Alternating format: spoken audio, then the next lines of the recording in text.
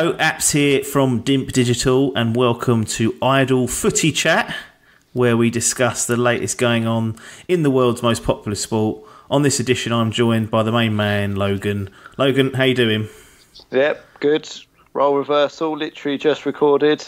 Yep. Absolutely banging them out nowadays. Dimp Digital has returned to the fore. Well, we'll see about that, because it's a lot of effort, but we are back. And we kind of previewed what we might do for the Premier League with the World Cup waffle, and that's kind of morphed into Idle Footy Chat, which is going to be an infrequent show that we produce here, talking probably mainly about the Premier League and some of England's exploits as well once they're on. But if there's other things that have come up in the world of football that we feel like we'll discuss, we might do and cover those. But this particular show, I think we're going to look to talk about the start of the Premier League. So we're 4 games in, and there's obviously all sorts to discuss there. And then we'll touch upon England's upcoming fixtures against Spain and Switzerland later on the show. So stay tuned for that if that's what you're interested in. But Logan, we're now 4 games in to the Premier League. We left the World Cup kind of missing the national team and thinking, oh, Premier League's back, I'm not really interested too much in it. But have you enjoyed getting back into club football, or do you still kind of have that harbour those senses that it's fine as a stopgap until the main event of England kicks off? I like club football, but I am looking forward to actually having an England. It's weird for me to have an England team that I actually care about winning. I know it sounds really negative, but I mean, the UEFA Nation League is a bit of a dead rubber still for me. I'm not too fussed about that.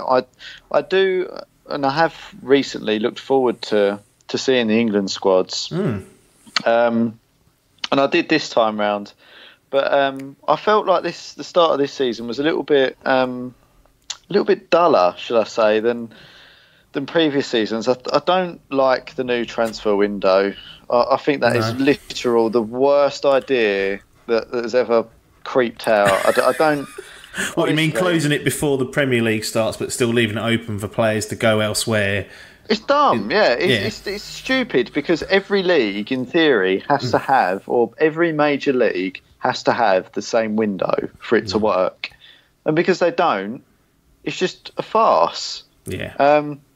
And coupled with doing it in this, World Cup year, is mental, because teams haven't had the time to do what they want, because the players that are on the market have been in bloody Russia. So yeah, it was just a bit poor for me, that. And I think generally it was a pretty low key transfer window. I don't think there was, obviously the business was done, but there's nothing exciting. I normally look forward to deadline day on Sky Sports. I mean, that's always a bit of a dead rubber anyway. Yeah. But it's still, you can sit there and you can dream or hope, and you think, what if someone does turn up? What if there's a Van der Vaart situation that happens again? What if fucking Tevez and Mascherano end up at West Ham? What's occurring there?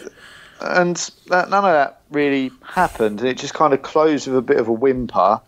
I remember watching it in the morning, or I can't remember, it was just before it was going to close, and it was literally like everyone was just standing around going, not much to report, I'm afraid. Yeah, in the fucking cold, standing there for 12 hours and having nothing to say. But there's literally nothing going on, because teams had already done it, which I suppose you could argue for team's sake, that's probably the best way of doing it. But in terms of setting up the excitement for the season, there wasn't really a lot there. Yeah. And then, as I say, the season's pretty much started as most people would have expected, probably bar Watford. But yeah, it feels slightly underwhelming, should we say, after the excitement of the World Cup. Yeah, and it's tough, because I agree with you in the sense that you come off the high of the World Cup, and I know ultimately it was disappointing because they went out in the semis, but it was a real surprise, and it kind of it felt like more people were on board than ever before, and it feels like it's restored some pride in the national team. And yeah, it kind of overshadowed the start of the season, because there were even players that first game of the season weren't ready. They came back from the World Cup late, and because there was such a strong Premier League presence in the last 2 games in the third place playoff and the final, there were teams struggling to get the players out. They normally would, and having a couple of weeks rest and having to come back into it. Going back to this transfer window malarkey, do you feel like they should have just left it to close in line with the other European leagues, and you have that bit of uncertainty in the start of the season, 4 games in maybe, where you could still lose a player, but you could also still get a player? I think a lot of the managers were saying, well, it's a bollock because it's unsettling players, the season's started, but teams from abroad could still buy a player, so it hasn't really solved that in my view, because it's still going on. If Paris Saint-Germain say, you know what, we want Paul Pogba, that could have still happened for a week or so. Yeah, for some reason the situation they were trying to avoid was the Alex Oxlade-Chamberlain situation, where he played against them last season and then ended up moving there, and it's like, right. Is it really that much of a concern? Don't get me wrong, I think ideally, before a season starts, you have your squad. You register your squad. You say, this is a squad I'm going with until the transfer window opens on the January 1st, and that's it. I like the idea of that, but unless every major league buys into it, it's a bit of a... I think the English league is at a bit of a disadvantage, personally. Yeah. And I actually think, coming back from a World Cup year where players... I think it's a disadvantage for players as well, because they don't have time to get their future sorted. There's a couple of players, I think you'd probably argue, in each team that are there that shouldn't be, perhaps, because they just haven't moved on and they haven't had time to move on. Their clubs have been focusing on other stuff. I think for almost everyone involved, other than the managers maybe, it's not the right situation. I mean, the thing is, they're saying they're trying to put a stop to it. There's still speculation about Danny Rose going PSG and Schalke after the transfer window closed. It's still happening. Dembele about going China. Pogba. So what they've tried to do just hasn't worked. And I think everyone kind of knew that would be the case. All we're doing is going, well, if those players do strong arm a move, can't bloody replace them. No. So it's just farcical, really. I just don't understand it. No, it's not. Yeah, I thought it was a bit strange, because it doesn't stop it. All it means is you can't be unsettled by another Premier League club. But it was never a problem that no one was ever, as far as I can remember, screaming when there was no transfer window. If a player got injured, you could buy a new one in. Yeah, there wasn't. It didn't. No one was crying about it. People generally didn't go mid-season. It's the same as it is now, but there's just no pressure on clubs. And I don't know. I think my personal opinion is, don't have a transfer window. Just allow people to buy and sell at their leisure. It puts the players in a more comfortable position, where if they're not getting played at their club, they can move on. It puts the clubs in a better position, because they're not actually under any time pressure to sign players. The negotiations can go on as long as they need to. The clubs can get the right deals. They can negotiate. The players can get the right deals. Yeah. I just don't understand it. No transfer window. Just let it happen. Let people do what they want, and then they can do it whenever. Before we kind of get started on the team specifics, I'm probably going to do a top 6 kind of look through from last season. The Premier League decided against implementing VAR for this season. There are a couple of matches that will be using it, I think, in some of the FA Cup ties and also the League Cup ties, and they're also doing some trials that don't impact the actual Premier League games, but it's a trial to see whether they can handle multiple games at one time. Do you think the Premier League have made the right call here in terms of waiting off from implementing it? It seems like eventually it's going to come in. It's just a matter of when. Or should they have just gone from it based on some of the positive stuff that came out of the World Cup? I think a phased approach is the best way to do it. I actually quite enjoyed VAR in the World Cup. The controversies went down as the World Cup went on, and I think as referees and the VAR the assistants themselves get used to it, I think it will get more efficient anyway. But I think that the problem is there are always situations in a game where it happens too quickly for someone to identify what happened, and there'll always be controversy. So I think as long as they're happy with the setup and whether they're having it over multiple games, whatever they're doing, as long as it yields the correct result, I'm all for it. But they're doing the right thing and not just going, right, well, it seemed all right in the World Cup, let's chuck it in. And then all of a sudden, we're struggling with it. I think a phased approach and kind of how we did goal line technology is clearly the way to move forward. Yeah. Do you think it is a matter of when, not if now? Yeah. It's going to come in the next few years. Yeah, we'll get Graham Souness having a bloody moan about it on Sky Sports, going, it's bad for the game. Is that what he says? Nah, I don't know what he says, but it's the sort of thing you'd say.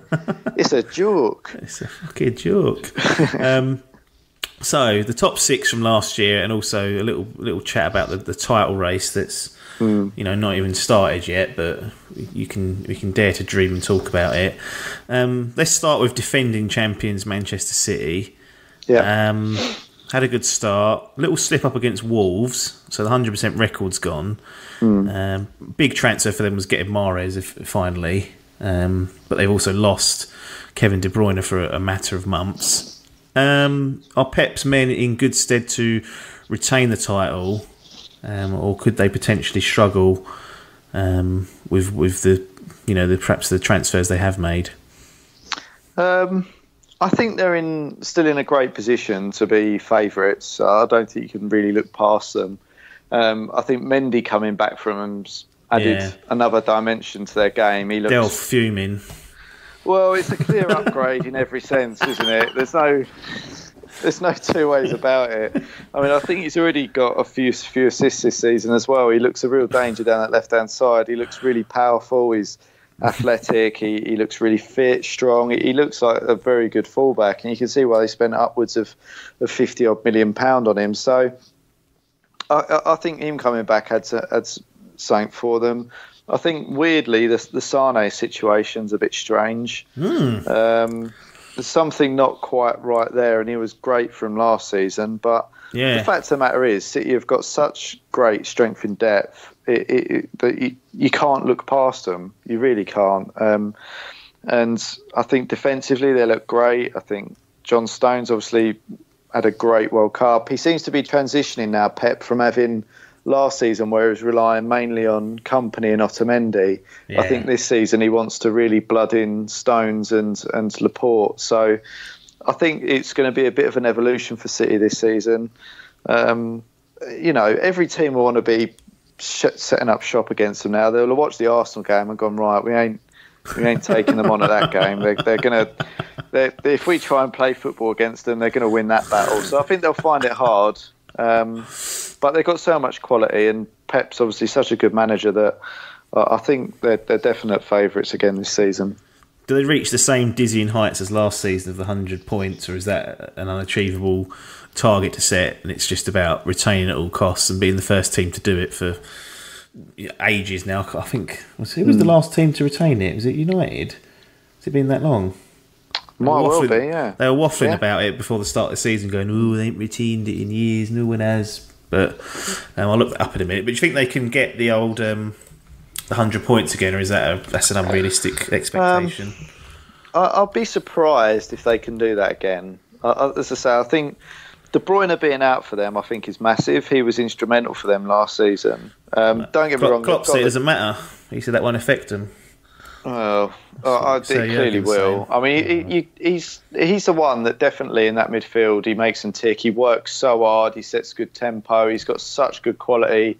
He is a big miss for them. Don't get me wrong. I think when you look at teams that can cope with losing their best player, you'd probably argue that City are one of the most well-equipped teams to do that. I mean, you take Ronaldo out of Madrid, as we've seen, they don't perform to the same level. You take Messi out of Barcelona, but if you take De Bruyne out of that City side, you put Bernardo Silva in, you've got David Silva in there, Gundogan. It's just that they've got an embarrassment of riches. That's often a cliche, but they really have got a very good squad. Yeah.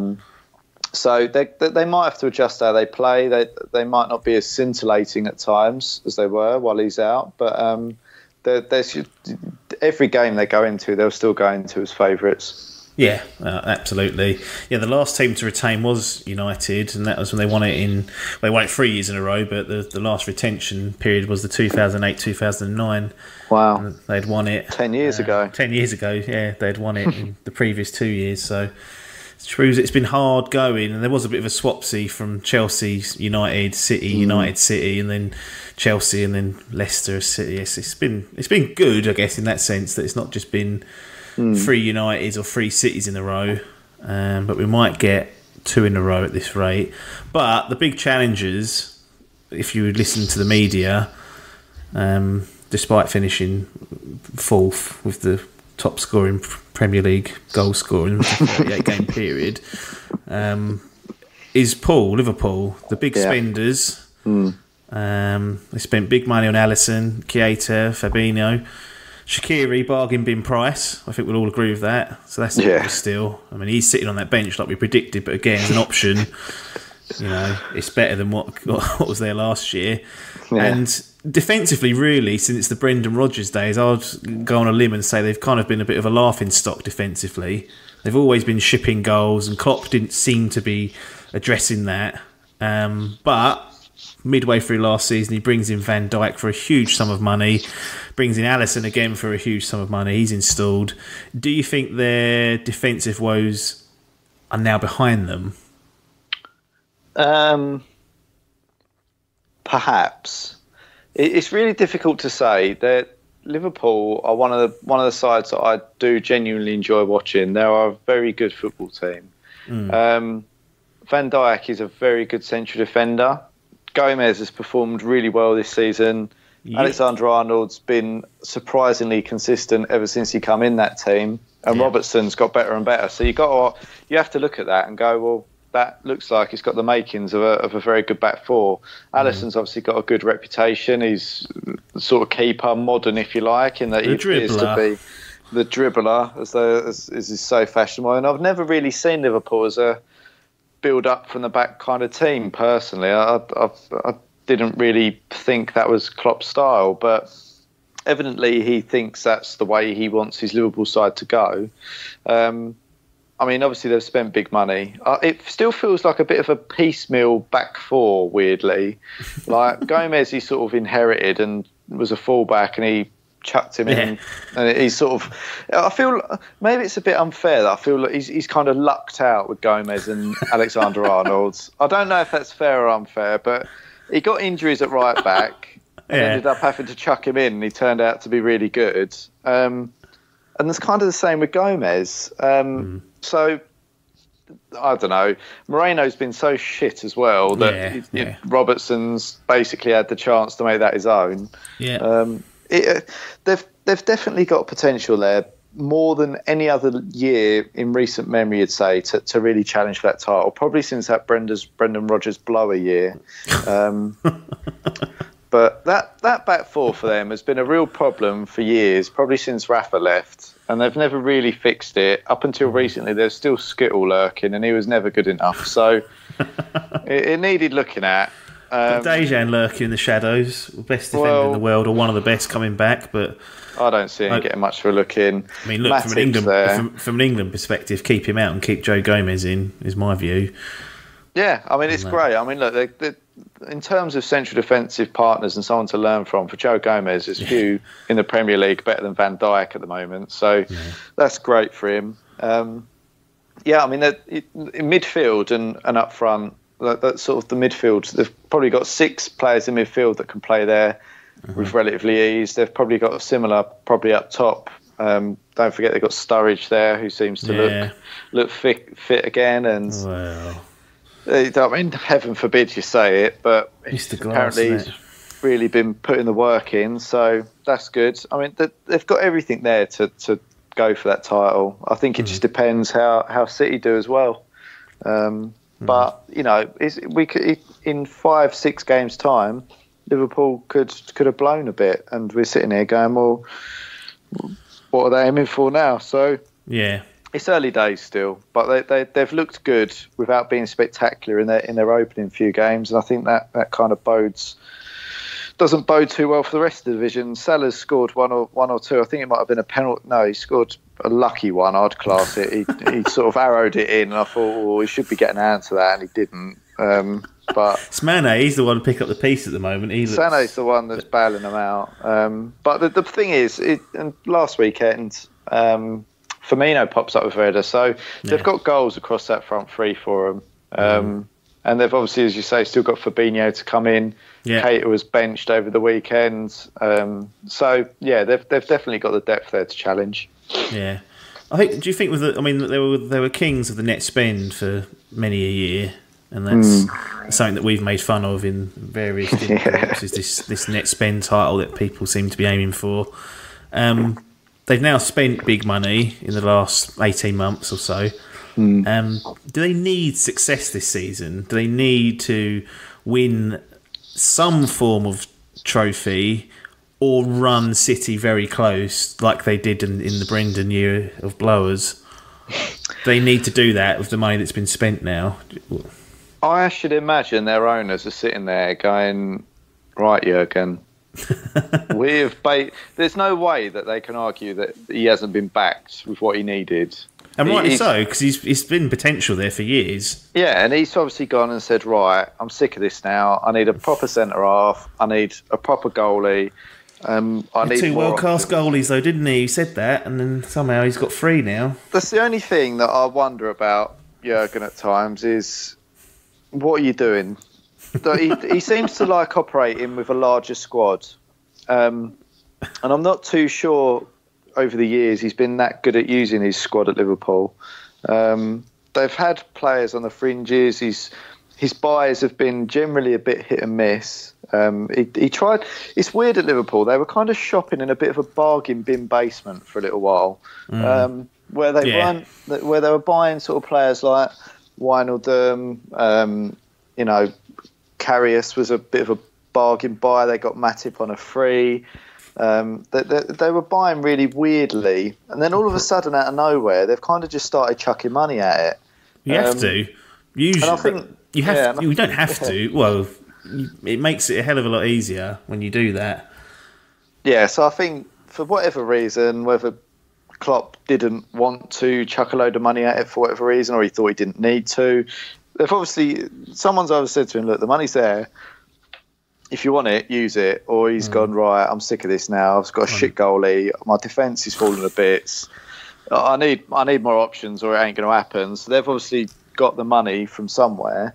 And don't forget, I think, as much as it pains me, Liverpool are a massive club. They've won loads of titles. They're big in Europe and worldwide. And, they haven't won an awful lot in recent times. So I think they're kind of in the same boat as Spurs now, where they've got a very good side, but the key now is to move to that next level and win something, whether that's a domestic, European trophy or title.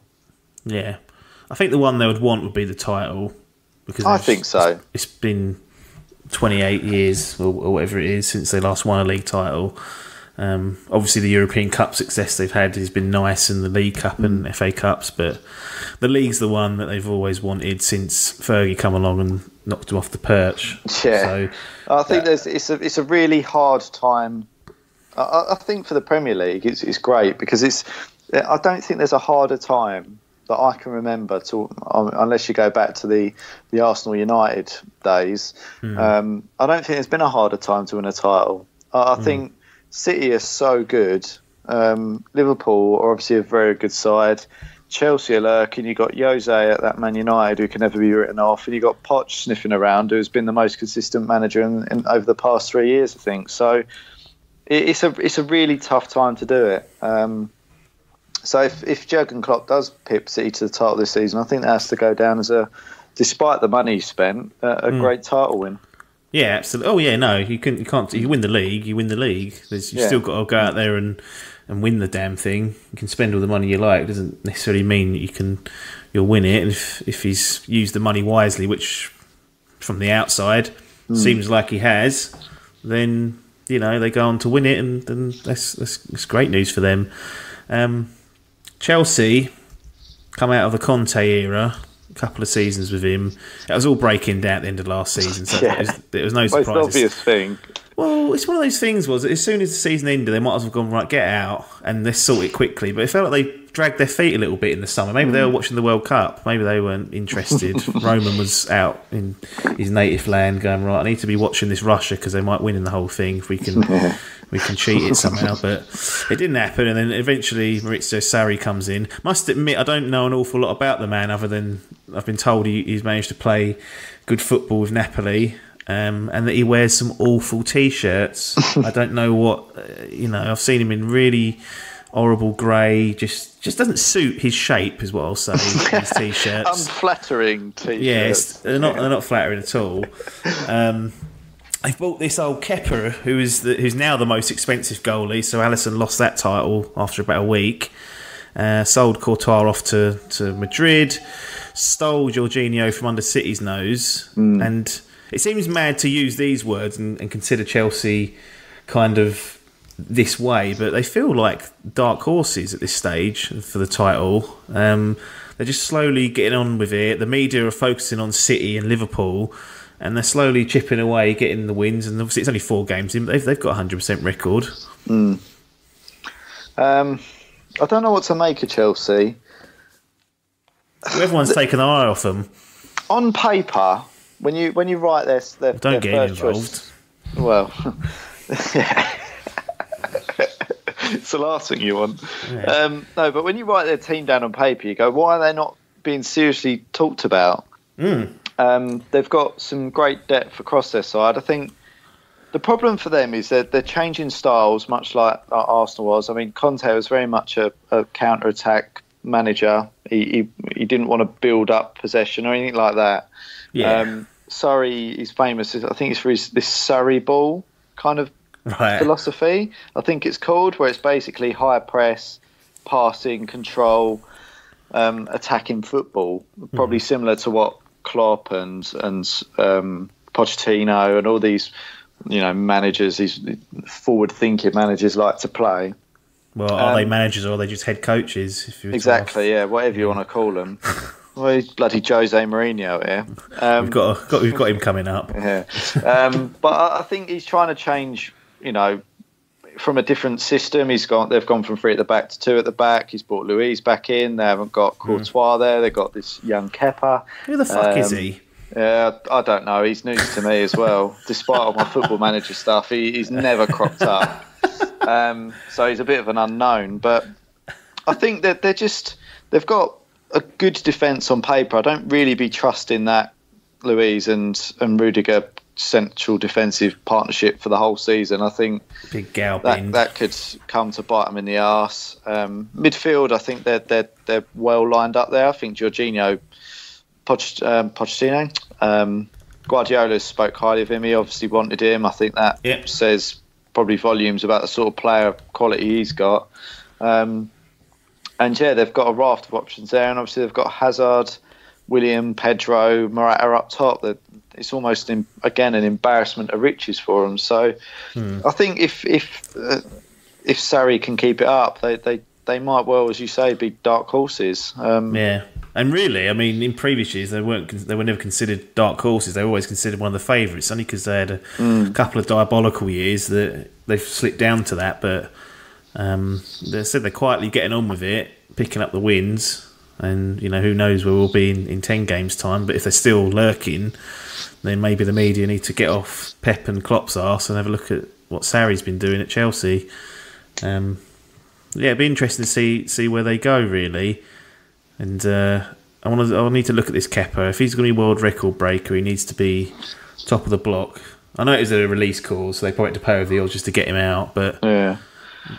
Even their transfer business, though, over the summer was all a bit weird and rushed. Like, it never felt. You always wondered. There was the rumours about Courtois to Madrid, but it never really seemed like it was one that was definitely going to happen or anything. It was sort of.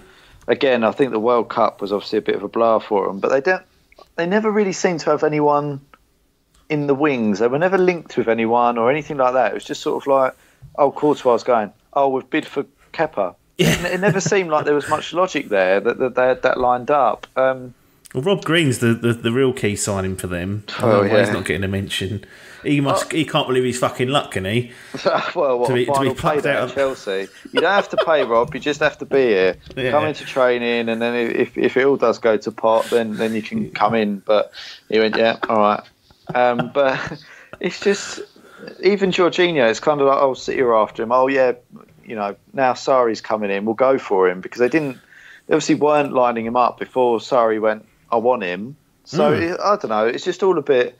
Their business is always a bit funny, Chelsea. It's never feels like it's that long term. They just go from one manager and one style to another. They buy players for that manager over 2 years, and then he goes, and another manager comes in. And do you know what I mean? It's all just a bit odd. But I think I expected Hazard was going to go in the summer this time. I thought, right, Madrid will be after a new forward. Now Ronaldo's gone to Juve, and I thought it'll be Hazard. But he's somehow still sticking around, which I find odd. Yeah, I thought he'd definitely go as well, but seemingly not.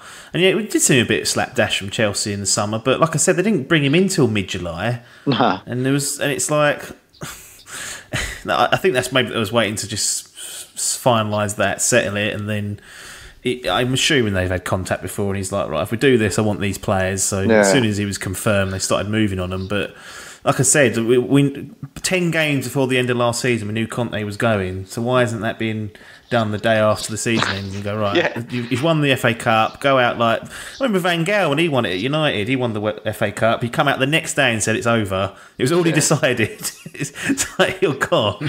I don't know whether it was I think Conte wanted to go, and I think Chelsea obviously wanted rid of him, but I think Conte was like, right, well, pay me. You want me gone, pay me. And they went, huh? What do you mean? I don't be doing that, you can go. So I reckon there was a bit of squabbling going on behind the scenes, but somehow I think I don't think they were that great, obviously, in the Community Shield. They were struggling a bit in that. So I feared for them, but they're one of those sides that could keep plodding along, as you say, and if they've started like this under Surrey, they could even get better, which is a concern, really. Absolutely. Tottenham Hotspur, the beloved Spurs of yours. They've made headlines in a couple of areas. One, the fact they didn't make any signings. So, make what you will of that, and we'll talk about that as well. Then we've got this absolute ball ache of a new stadium that's stirring up trouble and uncertainty about what game's going to be played where. And then you've got Poch staring, sometimes just doing his casual, I ain't going to deal with that mess, so hopefully the lads will see it out, and they don't. Let's talk about the one that made the headlines, and it was, Spurs haven't signed anyone. Are they mental? Do you buy into that logical, or that train of thought where if you don't buy anyone in the summer, you're immediately going to be dropping down the pecking order? I mean, look, they always say that if you don't buy or improve, then you're standing still, and I think that's the concern, is that we clearly need to improve one way or another, because we didn't win anything. So I think we're at that point where top four isn't just good enough anymore. We've got a very good team, and we need to build on that, and that's the only thing from my perspective where I go, right, well, we weren't good enough last year. We haven't added anyone. The teams, most of our players, or most of our key players, have been at the World Cups. They're going to come back knackered. Yeah. Where's that competition? Where's that improvement coming from when other teams have been out? Liverpool spent a fortune. City have bought Mahrez. You've got United that have spent money on Fred. You've got Chelsea have obviously got a new manager and a couple of new players. Do you know what I mean? You sort of go there trying to move forward, but how are we? So I didn't think that we would struggle or anything, but I think, as I say, like when that Watford game's a prime example, when you look to the bench and you go, who should we bring on? And you've got Harry Winks, you've got Llorente, you've got like two fullbacks, a centre half, and Dyer, and it's just a bit like that. And that's the reality is that our problem is obviously we've got Son away, Lamella injured, but we've got no one capable of turning a game when it's going against us. and that is Spurs' problem. And I think until we somehow address that, I think it's going to be very difficult. And some of our players are a year older, their bodies are a year older, and I think that could be a problem for us. I thought we were going to should I say, some more young players, but that doesn't appear to be particularly the case. They haven't really been in and around it for the first few weeks of the season, so it just seems a bit odd, really. I think that's all. If we've got the money there, I can understand the argument of I don't want to buy players for the sake of it, or I don't want to buy players just to fill a hole. But when there's no clear options for him, it just seems a bit strange. That's all. So. Do you think it all boils down to this new stadium that's going on, and Daniel's gone, right, this is costing money whilst we do this. We just need to rein it in a little bit, like what was thrown out when Arsenal were, developing the Emirates, and then for years afterwards were saying, well, it's that stadium, isn't it? And I was like, yeah, but you're charging the most amount of money for the season tickets going. What's going on with that? Where's it going? Supposed to bring in more money, isn't it? Do you think that's what it's? Do you think Potts genuinely thought, I don't want or need anyone, or do you think Daniel came down and said, look, sorry, I can't really do much for you unless you do some Harry Redknapp signings and get some free transfers. I can't really stump up the money because I've blown it on this fucking stadium that ain't going to be finished. I don't think Daniel Levy is the sort of person to. I think he's the sort of person at home that separates his money out and goes, right, I'm going to put that there for that bill, that there for that bill. Do you know what I mean? I don't get the impression like he's gone, oh shit, we need to move some money over.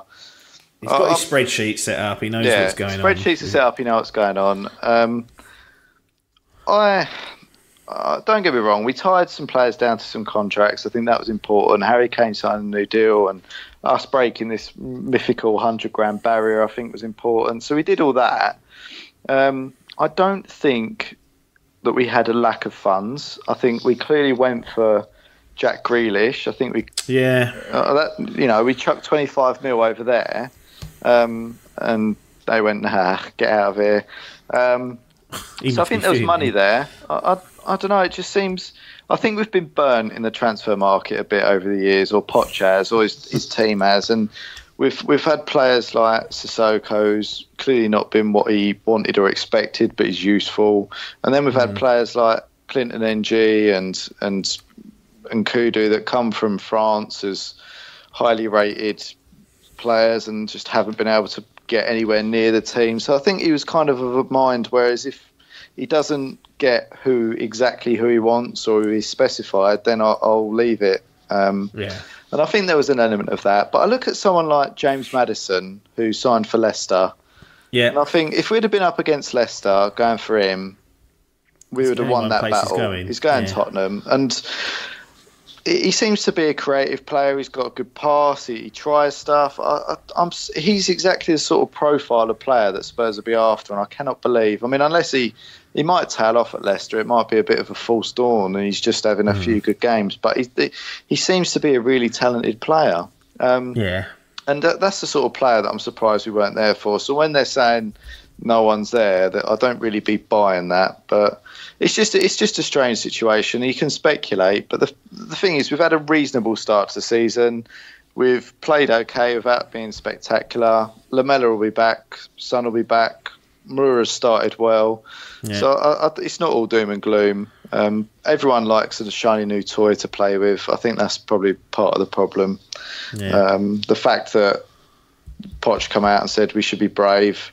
Well, Al's not sign anyone. I mean, you certainly are brave if you don't sign anyone and still go for that title, that's for sure. But there's just a lot going on that seems a bit strange, I think.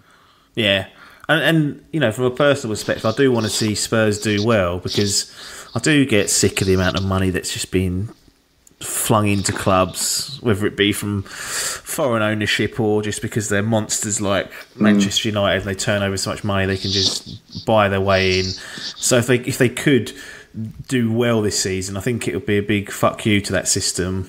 And if they could finish above the likes of, say, Liverpool, who've spent a fair old amount, that'll be in a certain like a moral victory.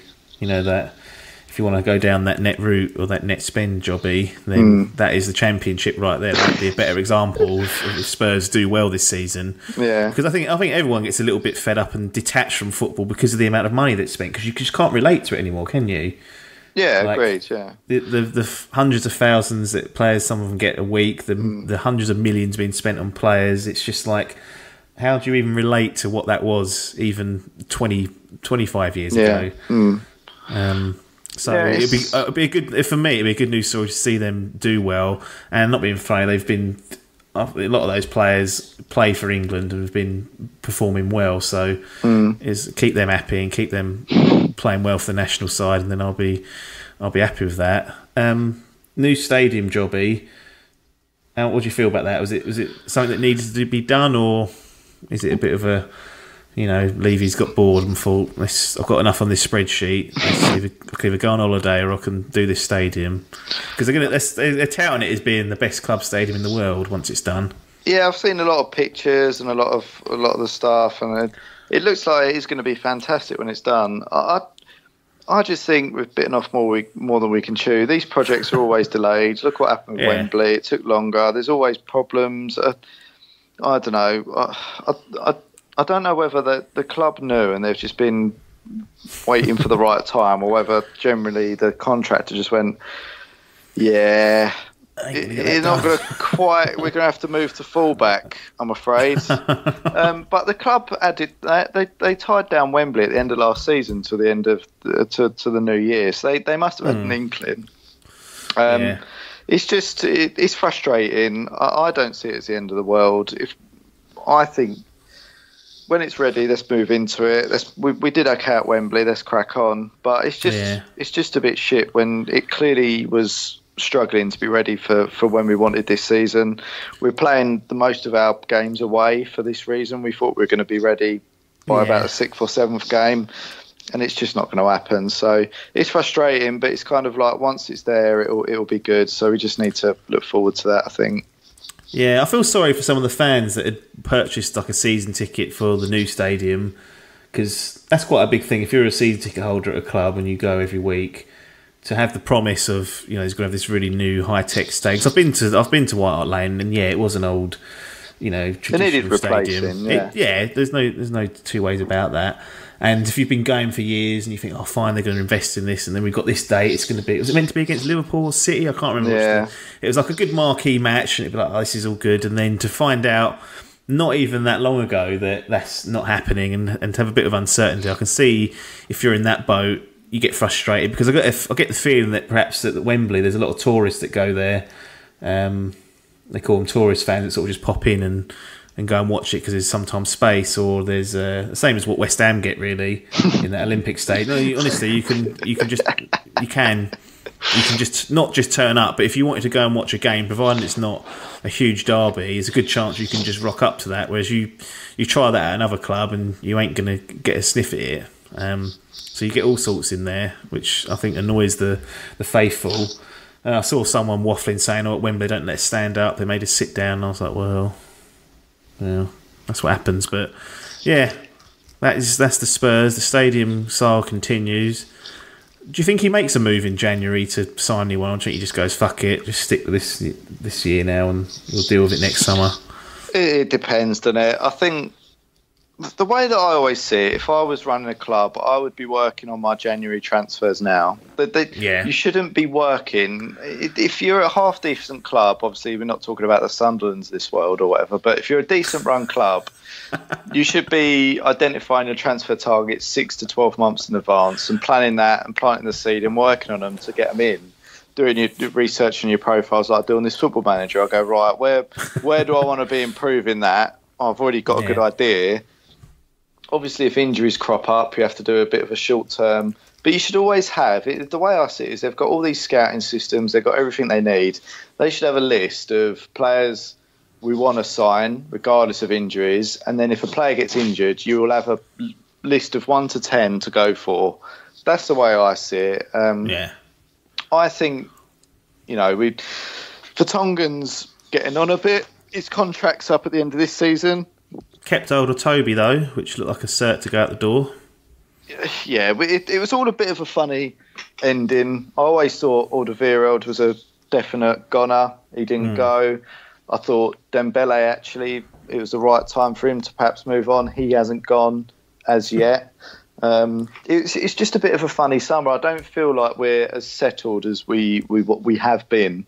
But I have slagged off Spurs before, and when I look back to where we were, even 10 years ago under Martin Yeo or whatever, and where we are now, it's just absolute chalk and cheese. So I do remember where we were, and I remember when I first started supporting them under Jerry Francis, we had bloody Raul Fox on the right wing and John Scales in defence. So it was just when the space, where we've come from, and how shit we were 20 years ago to the side that we've got now. It's easy to get greedy, I think, and I do want us to move on to that next level. But I'm also conscious of all the work we've done behind the scenes, building the training grounds and stadium and stuff. And the fact of the matter is I'm proud of the team that we put out week in, week out, whether it performs like it did against, Newcastle United, or whether if it doesn't perform like they didn't against Watford. I'm still pleased to have Pochettino as my manager and those players on my team. There's no one there that I think just fuck off at my club. Like there isn't. So I'm happy with that. It's just always nice, isn't it? When you get new signings or whether you get a new manager, there's an air of positivity, and I think because we didn't get anything new, you sort of start looking at the negatives. Yeah, but the new stadium might trump it all. Well, one last thing on Spurs, then we will move on. I know the goon is sitting there livid. Yeah. But you swap places, so you don't get as much time, I'm afraid. I won't like that one. You talk about what moving to the next stage is. Do you think it's time that, because I've seen Poch basically say, I ain't interested in anything outside of the league and the Champions League. So the FA Cup, the EFL, I'm not really that interested in. Would you as a fan like to see a little bit more, not effort, but a little bit more focus put on perhaps winning a cup tournament like that and just getting a bit of silverware in? Or are you in the same boat that, in fact, would rather... It comes back to that stage where do you want to stay in the top four or potentially challenge for the title and win nothing, or do you want to take an FA Cup home? Because the EFL one, I think everyone will go, right, yeah, we'll quite happily bin that, because what is it? What is that League Cup really offering? But the FA Cup has got some prestige to it, or used to anyway. Would you like to see that focus slightly shift, that perhaps they can get a good cup run and get to that final and then perhaps lift a trophy? Yeah, one of my criticisms of Pochettino at times has been his poor use of the squad players we do have. He doesn't tend to freshen things up when he perhaps should do. He doesn't, his team selections in the cup sometimes are a bit odd. That's the only thing that I'd say. He keeps the sort of core, probably 14, 15 players really happy, but he struggles to keep the other 8 or 9 that motivated to come in and want to do a job, because I think they feel like there's no way into that 11. So I think I'd like to see him rotate a bit better, and I think I'd like to see him use the strength of some of the other players in the cups, because it's not, I don't want him to all of a sudden put an 18-year-old on the pitch, but I think we've got a good enough squad to be able to at least compete for that League Cup. And I sometimes feel like he just chucks out any old toot, or he does. I don't know. What happens is they all do it. They all try and get away with it in the early rounds. They try and pull a fast one. They think, right, what toot can we put out to scrape through these early rounds? And if we get to a semi, then we'll gear up. Or get to a quarter, we might gear up. They're all at it doing that. I don't care what you say. No one's. Even the lower sides are like, right, let's just put out toot, and then if we get through it, then we'll power up and maybe go for it. Yeah, I do agree with that to a certain extent. But it's like, I remember when Arsenal used to play their kids, and they used to do brilliantly. Like they were really good, and you always felt like Arsenal were constant challengers for that cup because of that. Yeah. They were hungry players. They wanted to impress. They wanted to win a place in the team. They knew if they did well, they'd be in and around the first team. And I always thought like that was a good model for the cup. But we end up playing a 32, 33-year-old Llorente. just to get him some game time. Yeah, and it's like, what's he got to prove, really? That's the trouble. It's like, he ain't starting, he knows that. That's not happening. Like, he ain't going to beat Harry up top. He knows that. He's just going to come in and go, yep, all right, I'll come on for 20 minutes here. Like, or he'd be lucky to bloody get 20 minutes when you come on for like bloody 5 or 10 the other day. But I would like to see Poch really go for it. But the trouble is you can't start all your players in all of the cups anymore. You just can't do it in all competitions. So I think it just goes back to him using his squad a little bit better. But we have got the depth there to do it. Wanyama and Winks are fit now. A lot of people were moaning that we didn't sign a centre midfielder in the summer, and I actually think that's one of the best places where we're stocked for players. I think that's probably my only thing is I'd love to see him win anything personally. So whatever competition that is, go for it. Yeah, absolutely. Manchester United or Jose Mourinho FC, as some people might call it, just because of he's always creating headlines. 2 wins, 2 losses, 2 terrible losses, 1 okay win, 1 all right win, I guess. Jose's in his 3rd season. A lot's been made. This is meltdown mode territory now. We sort of get it on 2.5 years. In the 3rd year, it all goes to pot. Let's take it a step back to the summer where clearly there was pressure from Jose's side to get at least one central defender, and it seemed like the amount of names that were being linked with United, maybe there was after 2 even, and Ed Woodward's coughed up nothing for him. A lot of people have read into that saying, well, that shows that Woodward doesn't, unlike Klopp, they don't want to back Jose. Obviously Klopp has been backed heavily this season, and Jose hasn't. Do you see it that way, or do you think that Woodward's just incompetent at times? I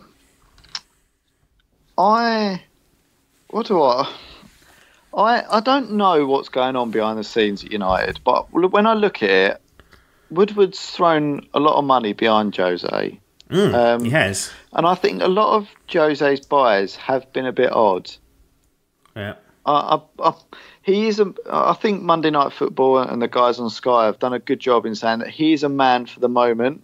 He buys players that are ready to come in and do it now. That is who he is. And when you get Jose Mourinho, that's what you sign up for, and you have to back him for that.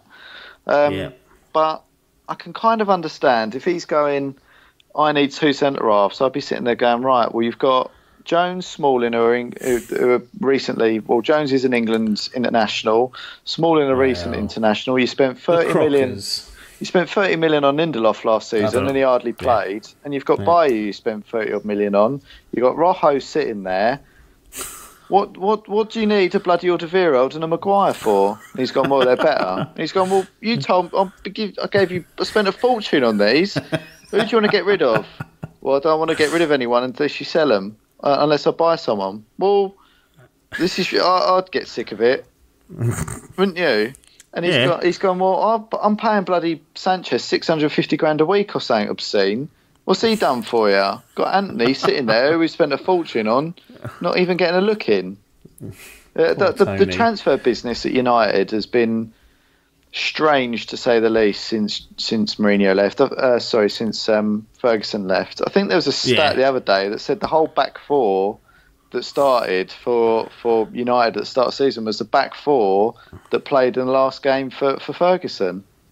I think it was Jones, Smalling, Valencia and Young, or it's at the end of last year, something like that, and De Gea in goal. I think that's United's problem is they've struggled to replace players with the right players. I think Bailly and Lindelof were clearly wrong buys. I thought Bailly was going to be all right in his first season, and then he had a few injuries, and then just has looked all over the shop this season, especially. Yeah, it's strange to analyse United because when you look at, I don't know if Jose knows who he wants in and who he doesn't. I think that's what makes it difficult. It's like you look at that and you go, well, Lukaku's clearly the man up top. For some reason, I think I don't know why he persists with Sanchez because on form you'd bin him. do you know what I mean? You'd probably say that the top performers are Matic, Herrera. Unfortunately, doesn't really get a proper look in, but he should start every game really. And then Valencia, you'd probably say Shaw and De Gea. Yeah. I think everywhere else is up for grabs. I mean, I actually think he's been all right, but Souness has been slating him every week. I don't be getting that. But you've got to play like £100 million player. He gives him a hard time, I think. But he says he plays for himself, not United. It's like, well, as long as he plays well, what does it matter who he's playing for, really? Yeah. But I think United clearly still need to improve. I think that the problem is their transfer business just hasn't been good enough. I think you've spent a lot of money and you're not really getting the bang for your buck. But on the same note, you can't really say that Jose Mourinho has improved those players. I think that's the biggest problem. He hasn't coached them to be better. He seems to be struggling, and he hasn't been backed. I think Woodward said, "Well, I got you, Fred. You've got Lee Grant in goal. So what more do you want?" I can't believe they paid for Lee Grant again. Yeah, a couple of million, I think. Where are these keepers getting plucked from? I don't know. This third keepers getting resurrected out of the bins. Yeah. But I think there's still a good squad at United. But I think it's not there, or it doesn't. They always say that good title winning teams have got a great defence, and at the moment I don't see United having a proper settled back four. I think someone makes a mistake. Jose is very ruthless. He doesn't like players that make any mistakes. He doesn't allow any room for error there.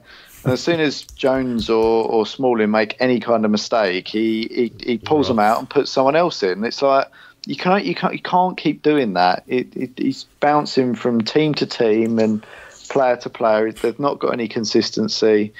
But saying that, United, you've lost 2 games, but you could go on a fantastic run now, and all of a sudden you're in your title challenges because you've got good players. Well, he did direct them to second last year as well, which seems to be constantly forgotten about. I think that it's just because of the wake of City's dominance that it's not really mentioned, but that, he's still got that group of players to come from, 5th the year before, and they won the Europa? Yeah. Up to second. Oh, so that shows some consistency, but it's just been such a terrible start. Well, such a mixed start. I don't think it has been a terrible start. No. I would agree. When I watched that United Spurs game, I cannot believe that we come away with a 3-0 win there. I mean, literally, first half, I just thought United are all over us here. There's no way that we should have gone in there 0-0. And then just second half, I think a couple of lapses. Smalling got scared of Moura's pace, and the fact of the matter is Spurs were super clinical and United weren't. That was all it was. United didn't play badly. United have shipped a lot of goals, but I think it's been as much to do with bad fortune as bad play. So I wouldn't say that United look like the team that are in a meltdown or that aren't playing for Jose or anything like that. I think Jose just needs to stick with a team. He needs to go, right, at the moment, you're my first 11. I'm going to give you a couple of games regardless. Get yourself some consistency and get fit, and we'll go from there. He can't keep chopping and changing, playing 3 at the back, 2 at the back, 3 in midfield, 1 up top, 2 wingers, inside. He needs to settle on something, and that's where Jose's always been successful, is he settles on a group of players that he knows and likes, that can trust, that perform in a certain way, that play in a certain way. Against those top teams, he'll play on the counter and shut up shop not to lose, and then he wins a title. That's how he does it. And for some reason at United, he's yet to really stamp down and go, right, you're my first 11 that I'm happy with. He always seems to not be happy with something. Do you think Jose makes it out of this season, or at some point does he walk away, or there's some sort of sacking going on? Does he finish the season as Manchester United manager? As long as it don't go horrifically, I think he does finish it. Yeah, I don't know. I can't, unless there's someone outstanding. I mean, there's been rumours of Zidane or whatever. But the fact of the matter is, there's no outstanding coach, if you like, or outstanding clear option to take over from Jose to do better. My concern is, end of the season, Jose goes, and they're fucking sniffing around Poch. Because Poch goes, you didn't recruit a lot for Jose this season, but you didn't get me anything. So it's better, something's better than nothing. Daniel. That would be my concern as a Spurs fan, and I think Poch would be personally a good United manager. I think, they've got, United are not typically a team that buy a load of players for now. They do blood youngsters. They like to use the academy. They bought up and coming talent like Martial that they want to develop. And I think you look at someone like Pochettino, it's almost ideal for United to have a coach like that, and that will make their players better. But I don't know. I think Jose does make it through, unless there's some massive Chelsea-like meltdown. I think he does see it out. I think it's wrong to write him off. He's got too much behind him to say that he's over the hill or past it, or that he can't come back from it. I just think this United spell hasn't gone how he'd have wanted. But first season he won 3 trophies, as he'd probably argue. Not so good last year, but he finished second to an outstanding City team. So who's to say they can't recover from the 2 losses so far and go on a great run now? Yeah, I mean there is always that. So one of my main worries is around the likes of, and it was around the likes of like a Luke Shaw, who I'm sure we'll talk about in the England discussion a little bit later. But he seems to have found his feet for now and doesn't seem to be his bad side. But I look at the likes of Rashford, who hasn't had a lot of game time this season. Maybe he's still tired from the World Cup, although didn't really get a lot of game time in Russia either. And then this weekend he gets his opportunity, and then that Phil Barsley kicks him and he headbutts him, he bites him. I've never really seen much of that out of Rashford. I'm just wondering whether he's off the pitch, he's not happy at the lack of opportunity he's getting, and then when he has had his opportunities, he's bitten. And now, is that going to send him down a horrible path where, because he is a bright star for England and for United, and I don't know, I just got a feeling that it's this moment, this time period is not doing him any favours whatsoever. I'm not saying that's Jose's fault. I'm just saying he clearly just hasn't quite come on as much as perhaps what people are expecting. Yeah, I was reading something about Rashford earlier. I think it might be about 125 appearances for United now. I think it's a bit of a misconception that he doesn't play under Jose. I think a lot of the time he's Jose's go-to man, arguably off the bench. I take that point. He's clearly not a regular starter. But you'd also say, has Rashford really taken the opportunities probably in the past year or so that make him deserving of a first-team slot at United? You'd probably have to say not. I don't know about Rashford. I don't know whether a move is the right thing or the wrong thing. Would you have him at Spurs? Yeah, I would, yeah. But again, it's like, would he start for Spurs? This is the problem, is what team does he go to where you go, he's getting in that side? Just ship him out somewhere. Ship him out. I think a loan move somewhere would do him a world of good. I think a different. Do you not think that might hurt him, because he'll be like, I'm at one of the. I'll use the words carefully before people get annoyed, but at a big club in England, one of the biggest in the world, and now I've been shipped out. Would that lack of confidence in him perhaps damage him further? I don't know if it would be a lack of confidence. I think sometimes a move away can be good for players. I don't know whether he's got a bit sick of Jose, whether he needs a bit of a new environment or something different for him. I don't know.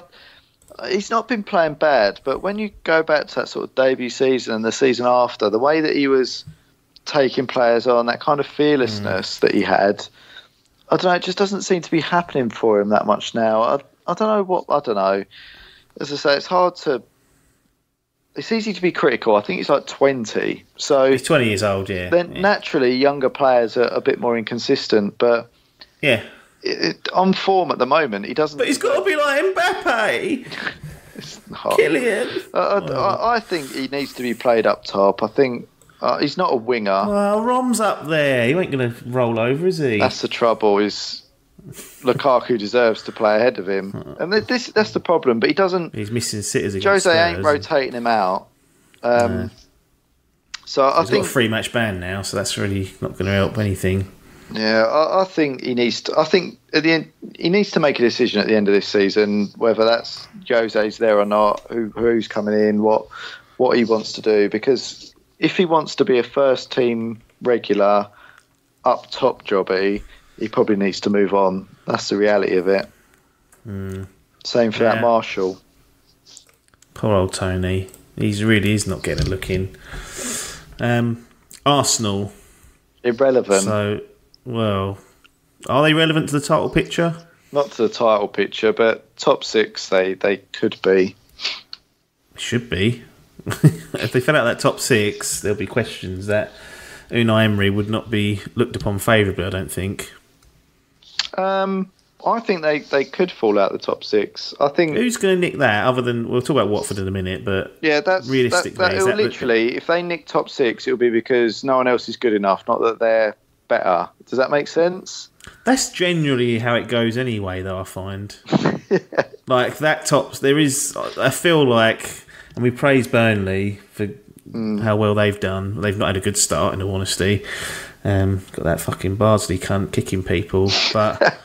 It happened, but I generally think that top 6 is far better than anything else in the league. And then like last season, I don't know if you remember, like it went to like the bottom something stupid like 12 were in a relegation battle for half a season. Yeah, and it was like, what is going on? It's meant to be competitive, this league, and there's people getting dragged into that mess. Most competitive league in the world, and everyone from 9th downwards is in the scope for relegation. It's a bit. I think it's artificial, really. When they say competitive, they just basically mean there's no one really that floats mid-table anymore. No, really. Basically, you're either in a shout for that title or you're in shout for that relegation. That's almost what it boils down to. But for Arsenal, I think the one thing that is their kind of saving grace is the fact that they've got 2 quality forwards in Lacazette and Aubameyang that will score them the goals. I think they're going to be a team for a little while until they sort out that midfield and defence that is going to have to outscore teams. Yeah, and I think that's what they're going to have to do. I mean, there's a lot of criticism that come in for Emre against the fact that he's trying to play out from the back, and you've got the likes of Petr Cech, who, in his day, great keeper, still will do a job, but not renowned for his footballing aspect, and. Yeah. They got themselves right tangled up in some right old states against City and Chelsea. Is that something that... I mean, the argument was... You've got Carragher who says you need to adapt and change it because you haven't got the players to do it. You've got G. Nev saying don't adapt. You need to keep your philosophy intact or you'll make it worse for yourself. And he cites his awful run at Seville as a bit of evidence for that, where he tried to account for players in the end. But... Where do you stand on that? Do you think that there needs to be a little bit of flexibility, or can he just say, right, this is the way we're playing, it might not work this year, and I don't think that we're aiming for a Premiership title, but as long as we get the bare minimum, next year we can work out who can do the job I want and replace and get some players in that can do what I want them to do? I can understand what Gary's saying. I think what he's basically saying is look, if he goes in there and says, right, I'm the man, and we're playing it on the floor, they play one game and he goes, that ain't worked, right, back to basics, whatever you're doing under Wenger. He doesn't send out the right message to his players that they need to change and adapt to anything. So no. I think he's got to persevere. But saying that, you look at that Arsenal side and you go, what's it geared up for, really? I don't know. This is what I mean. You go, what are they geared up for? there's a rebuild jobby that needs to be done there. Yeah. I think it's going to take him a few transfer windows in the same way it did for Pep at City. I think he needs to figure out who can play the way that he wants to play and who can't. I think that's what he's going through now. I personally think he's giving Cech the rope to hang himself with. He wants people. The way that I think he's doing it is he wants people to be asking him to put that Lino in rather than the other way round. And saying an excuse to do it. Yeah, so he wants an excuse to do it. So I think he's saying to Cech, if you can do it, great. If you can't, then give me an excuse and I'll put Lino in. So I think that he's playing that game with Ozil. I think he's playing it with Mkhitaryan. The problem with those Arsenal players is that a lot of them are not built to this high press passing game. I mean, you look at players like Xhaka. I don't know what he's built for personally. Getting a red card. He's just took. Him and Phil Barsley get on well. That's about 5 Phil Barsley mentions in 5 minutes, I think. But I think the fact of the matter is that Arsenal side's nowhere near some of the previous teams, and it needs some work doing to it. It's going to take time. I think Emery is going to get a good side there eventually. I think that Guendouzi's been an amazing positive for him. I think he's been great. I think he's obviously got some good forwards to play with. He just needs to figure out a way of getting that defence a little bit tighter. But it wouldn't surprise me if they have some good results this season and some awful ones, especially against the top sides. Because I think they're dreadful defensively. They're just not good at all. No, I think they're quite good, but I think the rebuild job that needs to happen. If you look back to when Fergie walked out of United, there's an expectation of there needs to be instant success afterwards. Yeah, and we saw that wasn't the case with Davey. We saw that Van Gaal survived 2 seasons just about and got shipped out, and they bought the master of let's get a Premier League done in 2 years in Jose, and that hasn't worked out. And it's kind of left the club now. We talk about these rudderless leaders with Sir Dave and Destiny, but they're United. Like we talk, there's a bit of a. It feels like there's what's going on there. We talked about the recruitment policy and what they've bought and what's he been left with. It's stuff that's just sort of been done out of knee-jerk reactions. Whereas because Arsenal now have dropped down the top 6 rankings in seasons, and Wenger didn't leave them with a Premier League title to take over and continue that legacy. I feel like they were going to be much more inclined to give someone like Emre a good chance, a few years to build it, like what Jurgen Klopp may have done with Liverpool. Built them up. And got them playing his way, because the expectation, the pressure's not there to deliver a Premier League trophy in the next year or so. Yeah, it's going to be get us back on the map and get us back to being consistently challenging, but understand that it's hopefully going to take a few years. Whereas all the United managers that have come in after have not had that luxury. It's been fucking move. Yeah. No, I think there is. There's definitely that for him. It's going to take him a little while. They're obviously going to be patient, or you'd like to think they're going to be patient with him. And they'll just have to see what happens. I mean, obviously, if they drop down to 10th or something this season, are they going to allow that, or are they going to go? Yeah. I guess as long as they can see there's some sign of progress there, they'll probably stick with him. Yeah. Yeah, I would imagine that to be the same. So before we get off the Premier League, there's a couple of things just to speak about. One is Watford, 100% record after 4 games, turned over the Spurs after they'd come off their biggest win in years against United, and everyone was saying, that's it, we've turned the corner. And then Poch stared at that result and let Watford come from behind and sting them. Could they be another Leicester? Or is that never happening again? In our generation, it could do, but it's too early to say that. It's too early to say, but no, I don't think so. I think they'll Troy drop Deeney, like Vardy. No, I don't think so. I think they've had an unexpectedly good start. I think they've definitely got some good players. They nearly clear relegation, haven't they? What's that? They've nearly secured getting away from that relegation battle already after 4 games. I think if they can, finish top 10, between that 6th and 10th spot, if they get that, I think they'd probably have to consider that a good season. But if they keep it up, I mean, they play very aggressively. They play on the front foot. They've got quality, clearly, but it can all quickly unravel. And if they get complacent, it certainly will. But I think they've, as I say, they've got good players. Hoyle Basforum's very creative. I think he's got about 4 assists already or something stupid. So, they've got quality there. But I think if they can finish between that 6th and 10th, they'll be happy with that. They remind me of Bournemouth from a few years ago when they were up there, sort of a bit unexpected, and they take the game to you. They're a bit like that, but I think that when you look at how good Liverpool are, how good Man City are, Chelsea, you've got Spurs there that are obviously a lot better than they were. I think it's not a season that screams out to me of one where the fact is Leicester won that because the other top teams were so off the pace for that season that it opened up for them. And I just don't see that being the case this season. No, but good start nonetheless.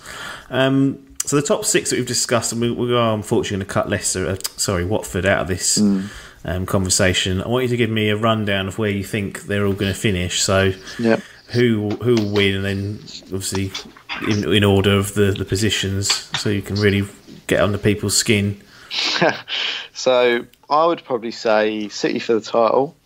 Watkins livid. Yeah, Liverpool will just miss out, I think, this season. They'll finish 2nd. I then think at the moment I will say I'll say Chelsea finish 3rd. Sarri in his bad t-shirts. Yeah, and I would say Spurs finish 4th. And I would then say United probably finish 5th. But you don't think Arsenal finish 6th? I could easily see Arsenal slipping out of the top 6, but the problem is I can't see who else might at this stage be sniffing around it. Everton, if they have a good run, have got a good enough side to do it, but I don't really have that much confidence in Marco Silva. You've got Jordan in goal. If you asked me at the start of the season, I'd say West Ham were in with a possible shout, but what an awful, terrible start for them. They've been so biblically awful that I think they'll be dragged into a relegation battle at this rate unless they sort themselves out sharpish. So I think the problem is for them at the moment that there's no standout 6th place challenger, if you like. So maybe as the season progresses, I actually think Leicester have got a very good side. Their first 11 are really quite good. So if they're firing on all cylinders, they could be back up there, I think. But we'll see. Cool. So I'm going to go. I think Liverpool might win it. Oh, so they're top. Liverpool, City, Spurs, Chelsea, United, Arsenal. So you've got United 5th as well. Well, they ain't getting that top 4. Oh, they're not. Second. They're not. Second back down to 5th. Well, that's what happens when there's meltdowns and all sorts going on back. I just think that I think the thing that will sting United more than anything is that Chelsea have seemingly looked decent with Sarri there and got off to a good start. And I don't know. It always feels like this 5th. I can't see them outdoing Spurs. It does come down to Chelsea, but I think Chelsea look better at the moment. And if you asked me to put money on it, I'd say that would be the order. With Jose walking out as some will say a failure, perhaps if that happens and that ends his United career. Yeah. But it's very early. 4 games is not a lot, but it doesn't half help to have 4 wins rather than 2 at this stage. Double your point, Jobby. Yeah. Overall thoughts and feelings of the season ahead. Anything? I mean, we've discussed those teams in depth. Anything you're particularly looking forward to, or I think we may well have covered all that already, to be honest. No, Spurs moving into a new stadium. I'm looking forward to. I think I'm just looking forward to see that battle between Liverpool and City. Really, that's how I see it at the moment. Both have got good momentum, so we'll see what happens there. But I'm also eager, weirdly, to see what happens with. I think that whatever's going on at United's interesting, and see whether Jose does have his season 3 meltdown or whether he can come out the other side, and to see what Emery actually does over the coming months at Arsenal. Yeah, absolutely. And I'm going to transition into the England side of the discussion now. I just wanted to mention a huge disappointment of mine regarding the Premier League, in the fact that Jack Butland did not secure a Premier League team in the summer. Stuck at that Stoke crap in the Championship, and I was shocked that no one in the league thought that he'd be worth bringing in. And he was linked with Chelsea at one point, and you think, well, you could have spent less than half on Butland and got yourself a reasonably good keeper. Do you think that might... I mean, we know he's in the England team, we'll be going through that in a minute, but do you think that might cost him? I mean, he's not going to have to rival Pickford unless Pickford has a stinker, really, is he? Because they're not playing in competitive leagues. It's definitely a concern. I am still massively surprised that he didn't get snapped up.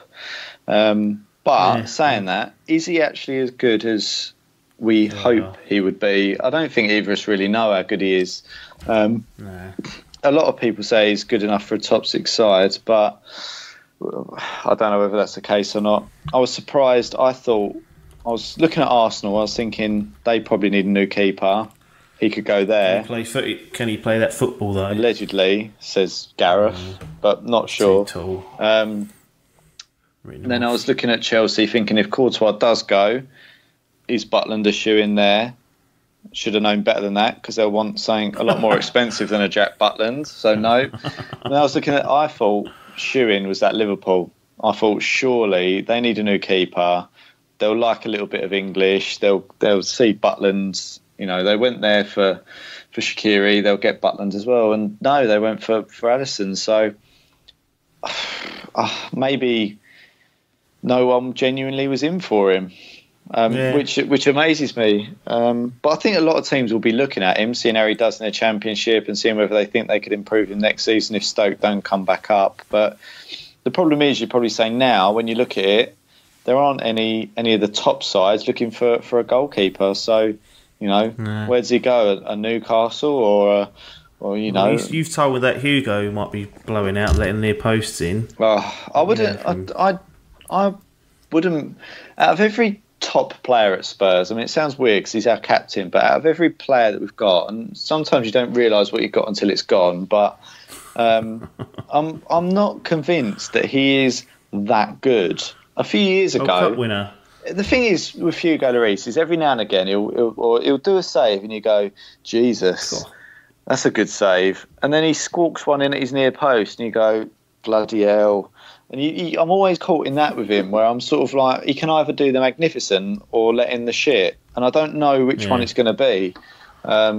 So I could accept him going and replacing him with Butland, and I weirdly like Butland for some reason. Anyway, I want him to be good, but I think it definitely hurts his England chances. Not that I think he was massively knocking on the door anyway. I think but it's always nice to have that, and we're now back to the position where bloody Joe Hart's playing and he's getting the sniffing again, and I just go, oh God, please just piss off, I'm sick of it.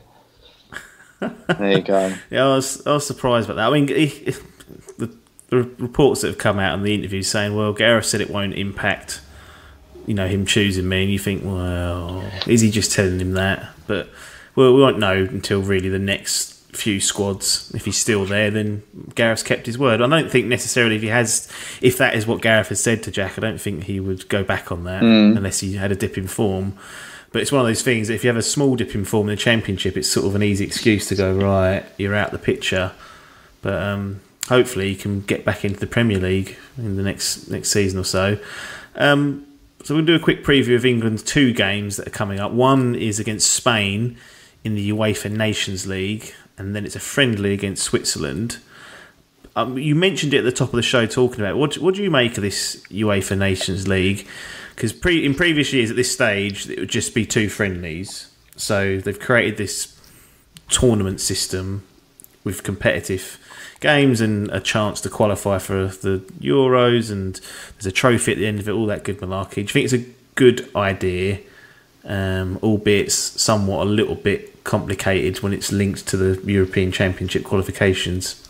Yeah, I think it's really difficult, isn't it? Because it's like when they were trying to make the League Cup more competitive or whatever, and said, well, you can now how seriously are they going to take it is the query. Yeah, and then you go, well, you can get into Europe, and nobody still really cares.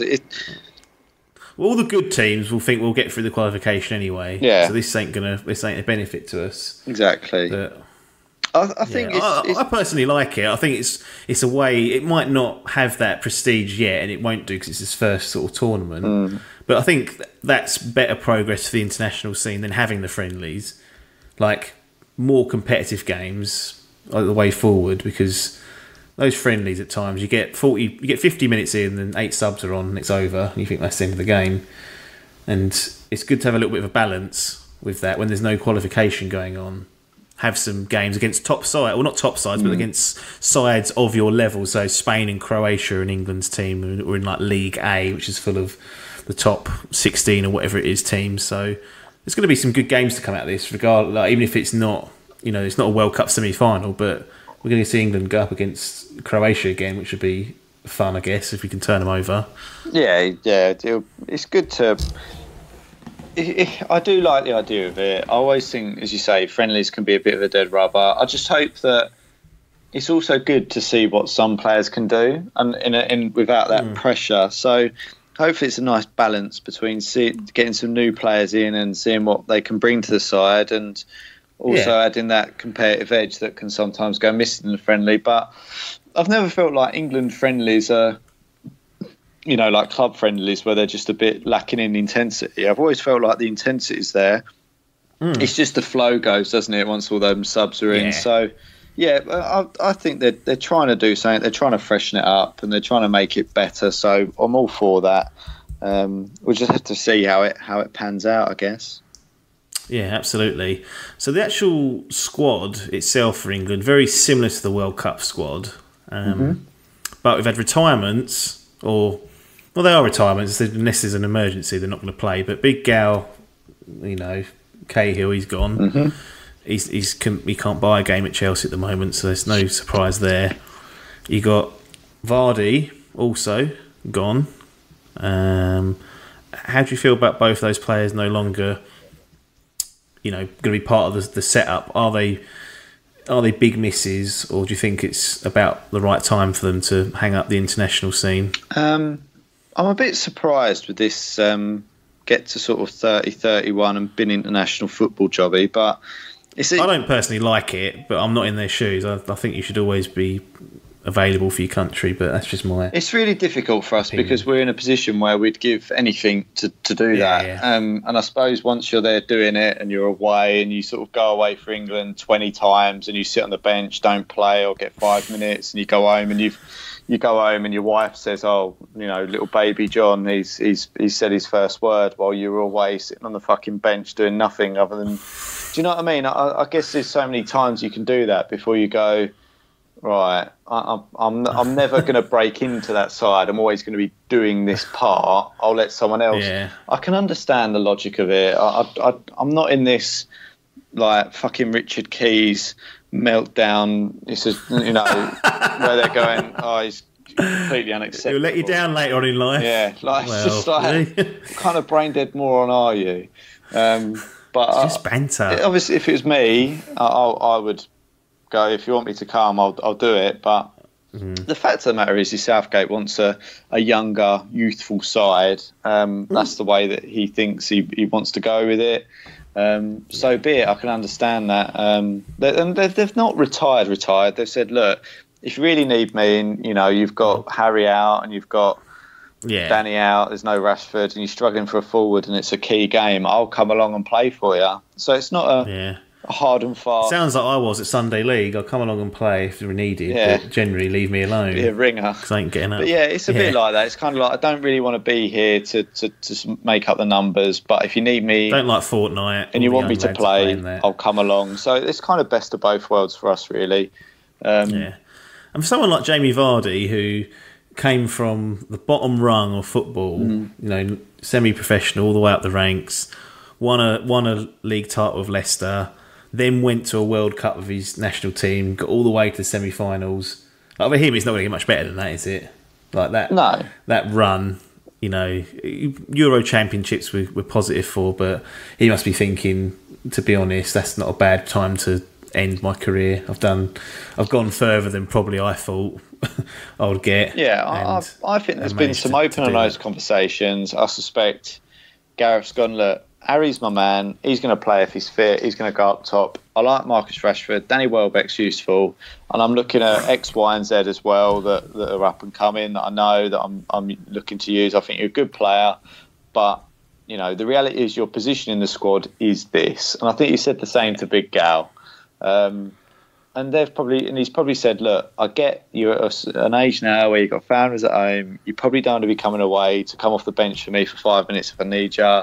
Big Gal, probably even less of a chance of that happening. So you can completely see the logic. And I any player that retires from international and goes, right, I've done my bit. I've done 60 caps, 30 caps, whatever it is. I'm now going to focus on my club football where I'm not in the side or my team need me or I need to spend some time with my family now. I've done 10 years of going away with England. That's it. It's me done. I sort of go, all right, fair enough. Let's go. And the thing is, we're in a position now as well where it's not like we're so reliant on a Frank Lampard or a Steven Gerrard or a Rio Ferdinand. No. We ain't got those sort of players. So we can almost go and get similar players that are hungry, that do want to be there. And I think that's fine. I've got no problem with it. I always expected Ash Young probably to retire or to be forced out. I probably thought Big Gal would probably be his last go. I didn't expect Vardy, to be honest. But it's probably not too bad for our squad for that to happen. No, I think in the past, the one that annoyed me was Carragher, when he basically weren't good enough to make the centre half partnership because you had Sol, Rio, then you had Rio, Terry, and I remember him basically saying, "Oh, I don't want to play right back for England, so I'm going to walk away." Sort of done an Adkins on Destiny and threw his toys out the pram, and then lo and behold, a few years later for a World Cup, he comes back and happy to play right back. I mean, eventually he went back on it, missed the fucking penalty as well. But that's the sort of retirements I don't like seeing, because it's like, oh, you're not playing me where I want to play, I'm walking away. And we've seen the likes of Kyle Walker, who spent the whole summer playing as a third centre half. That he openly said, "This is not where I play, but to play for the country, I'm happy to come here and do it." And these two really have not said any of that. It's just it's time. They feel that it's time for them to hang up their boots. So good luck to them. And then if they are needed, at least they've not closed the door completely. 2 withdrawals from the squad. So Adam Lallana and Raheem Sterling. And you start querying that Sterling one and go, are these genuine, or are we starting that malarkey again? Are people just blowing it out because they can't be fucked? But I don't think that's the case. Lallana, he's had a horrible time of injuries, and you just wonder that at the age of 30, how many more can he come back from? And with that powerhouse front line that Liverpool have got, I do wonder how much game time he'll get this season. But they're both out. But the actual squad itself, as I said, was very similar to the World Cup one. But we've had introductions of Alex McCarthy, Bettelini from Fulham, Joe Gomez, Tarkowski from Burnley, and they're the only... Oh, and Luke Shaw, obviously, who's kind of replaced Ashley Young, ironically. He's club mate. So they're the sort of new introductions that had. I was surprised to see the Loftus-Cheek still lurking, because again, he's not getting that game time, but that's a real pickle for that young boy, but it doesn't seem like he can do much about it. But overall, do you feel like we're going to be seeing the same sort of characters out and perhaps swapping a wing back for Luke Shaw or Danny Rose where Young's not there? Because it's much the same again, isn't it? Really, for the starting 11, the only big withdrawal is Sterling's not there. So that position potentially for Rashford or Welbeck, if he's playing the same system. What do you make of what Gareth's done here? I'm sort of caught in two minds with it because I think there are a couple of players that went to that World Cup that you went, right, I can understand, but Phil Jones. Yeah, you sort of go, what how's that happened? But anyway, I'm Delph's still lurking. Yeah, see, I can understand it because he goes, well, we've played 4 games. There's no point in me making any rash decisions, and I go, well, yeah, kind of understand that. But at the same time, after that World Cup, I would have said, well done, back to your clubs, fresh start next season. Yeah, and we clean slate almost like Poch did with our squad, and I kind of feel like that's the approach you have to take at international football, where you go, I can have a certain loyalties to certain players, but those fringe ones, if you ain't playing, you're going to be struggling. And players like Welbeck, Delph, Bettinelli, I think, who's only actually played 1 or 2 games for Fulham this season. 2 games, yeah. He's going to struggle for game time potentially. Why have we got 4 keepers? I don't know. They went out and bought. Bettinelli did really well in the Championship. They went out and bought 3, I think, 2 or 3 this summer. And you go, right, what are you doing there, Fulham? What I mean, why has Gareth taken 4 keepers for 2 matches? Oh, yeah, I don't know. I don't know that. I don't know how this Alex McCarthy's come out of nowhere as well. I don't know what's that all about. Why is he getting pulled up there? But anyway, but it means I can put more players in my team when they give me options like this. The thing is, the way that I see it is, Luke Shaw deserves to be there. He's had a good start to the season. He's worked hard. He's clearly on form. You then go, right, Adam Lallana, even before he got pulled out injured, I don't think he played a fucking minute for Liverpool this season. I haven't seen it. So what's he doing there? That's the thing that does frustrate me. So I look at someone like James Maddison. I know he's only played a few games, but you go, where are we rewarding these players for playing well? The idea is you play well, you're in the shout for the national team. And Sessignon! See, he's not done anything to note so far, so I kind of get why he's not near it. But you lit the Championship on fire like Butland's going to do. And he's getting in. But I don't know. I just sometimes... Harry Vinks, why is he not there? No, I'm only joking. No. You told me he'll control games, so he needs to be starting for that Spurs. But both him and Dyer seem to be frozen out by Poch. He's Poch pratted that. The freezer, they call him. He absolutely pratted that. Who goes away in the Premier League in this fucking day and age and don't play holding midfielder? Ridiculous. Absolutely tactical naivety, the highest order that is. He said it worked for 60 odd minutes and they just It didn't work. It did not work. It did not work for any of those minutes. But anyway, I just think we need to just be mindful after this squad, perhaps for the next squad, of not including Tut that ain't playing. That's the only thing. I was surprised that Delph went anyway. He's a workhorse at best. Sometimes you need that. I like him's unfair. I just don't rate him. I don't know how he's still at City. But so, as you say, sometimes you need these players that will come in and do a 6.5 out of 10 job, won't create any too much fuss, and go back into the sidelines without crying about it. Yeah. So do you think the starting lineup will be much the same? So we'll have the Kyle Walkers, the John Stones, and the Maguires at centre half. We'll have Jordan Pickford in goal. Yeah.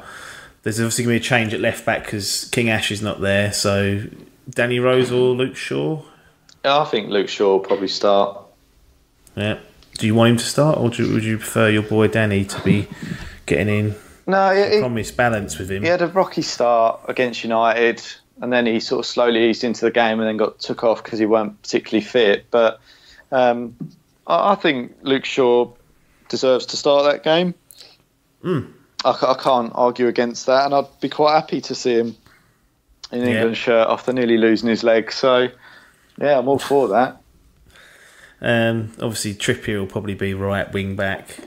I mean, we're making the assumption he's going to play the same system only because there's there's a similar number of players in the positions that we had. Then you look at the likes of Henderson, Lingard, and Ali in that midfield. Yeah. Harry up top, but who does anyone partner him, or is there a system change? Is the query. I think he'll play both Ali and Lingard, or start with them, and I think he'll bring on one of Welbeck or Nath. We're missing a player though. We've still got to have one more. Huh? Missing a player. Because we had Sterling up top with Kane in the World Cup. Oh yeah, because he Now played Sterling's not Lingard playing. and Ali, didn't he? Yeah, they were playing. Yeah.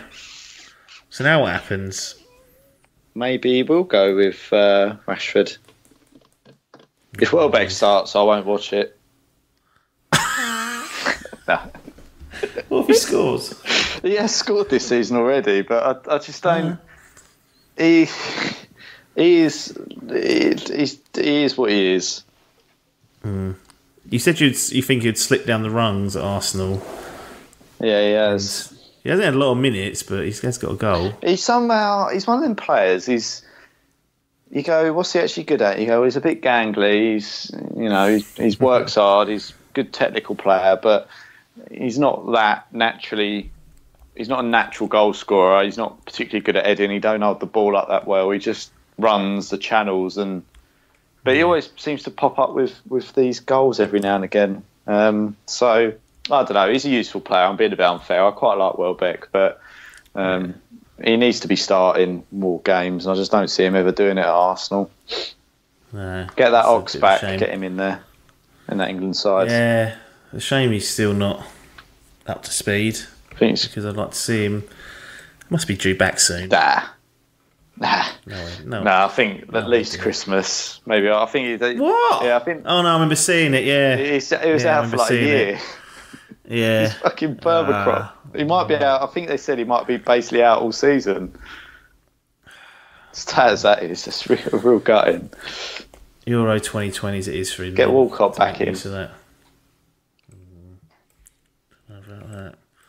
Well, not much really to say, is there, for England, other than just analyse that score? Because there's not really a great deal of change. No. And it feels like he's getting a million defenders and too many goalies. A really thin midfield and thin forward line, but maybe that's the options that we've got. It's not, but they're the options he's selected. Yeah, it is hard though, because you kind of want to. I think there is in his mind he wants to keep the consistency from the World Cup, or the momentum at least. So you don't want to be fiddling too much. Nope. So slow changes like this maybe is the way to do it. But we'll see how they perform, and we will return after the Switzerland game and analyse the performances. I don't see any value in doing both games. A game at a time. We'll just do both of them. It's not like a World Cup tournament where it moves every 4 days. So we will return with a look at how this this England squad that Gareth put out picks and how it goes on. Predictions against Spain and Switzerland. Spain's obviously the competitive game, and there's a friendly against Switzerland, but you think England are capable of beating Spain? Spain didn't have a great World Cup. I think we're capable, but I think it'll be one of those 1-1 jobbies, personally. That's my prediction. Not ideal. Switzerland, Shaqiri hat-trick. I feel like we should beat them. Probably 2-1. Yeah. So we'll draw on a win from Krog. Yeah. And that's that. Right. That is the first edition of Idle Footy Chat, which Logan got to choose the name for. There were several options on the table. 2 spellings of footy, but we're doing it with a Y. Idle Soccer Chat binned and Idle Football Chat binned, so that's what you could have had. But the first edition of Idle Footy Chat is in the books. Logan, thanks for joining us. No probs.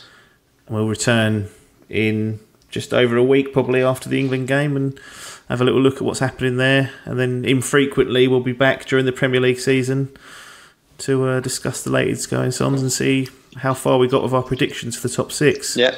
But nothing more for us to say, apart from thanks for your time and ta-da.